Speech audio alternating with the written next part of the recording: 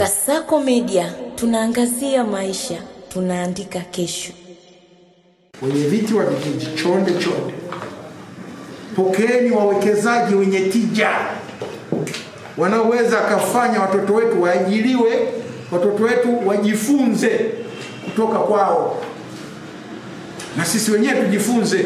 Wanaweza akasema posho yote ya serikali ya kijiji kwa miaka 5 ijayo mimi nalipa. Sio mnamleta mfugaji, analeta ng'ombe 2000 hapa. Anaharibu misitu yote, anafyeka misitu yote. Hata maziwa hatupatii, nyama yenyewe hachinji. Ni mgogoro tu kulisha kwenye mazao ya wakulima. Nilipoenda kule Katavi mwaka jana, nilienda kutembelea misitu. Serikali za vijiji Katavi zimetunza misitu vizuri mno. Wana misitu mingi sana.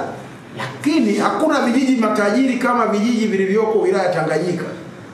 Wanapata fedha nyingi kutoka kwenye mradi wa hewa ukaa. Kule tulikuta mtendaji wa kijiji amejengewa nyumba nzuri. Mtendaji wa kata amejengewa nyumba nzuri. Kwa mujibu wa mpango wa uvunaji wa miaka 5 ambao tumeanza mwaka huu 2025-26 mpaka 2030, kiasi cha mazao ya misitu kinachohitajika kuvunwa kwa mwaka ambayo tunasema ni annual allowable cut ni mkaa ni kilogramu 2,377,799, lakini kuni ni kubiki mita 6,473, lakini pia mbao ambayo ni sawa na magogo ni kubiki mita 13,888. Mpaka sasa tuna asilimia 92 ya makusanyo ya mwaka mzima. Kwanza amezungumza habari za uwekezaji, amenigusa kama mwenyekiti wa kijiji cha Ndele Nyuma kwa sababu kwenye kijiji chetu pana mwekezaji ambaye amefika kwa muda mfupi na anaonyesha dhamira ya dhati kwamba yuko tayari kusaidia vijiji pamoja na serikali yetu ya wilaya, na pia hata kwenye kijiji changu ameshaanza kutoa michango mbalimbali kwa ajili ya kuendeleza shughuli za vijiji pale. Mimi kwa kweli naona uwekezaji ni muhimu, na pia ameanza kutoa elimu kwa wananchi pale, elimu ya ufugaji wa nyuki, namna ya kutunza mazingira.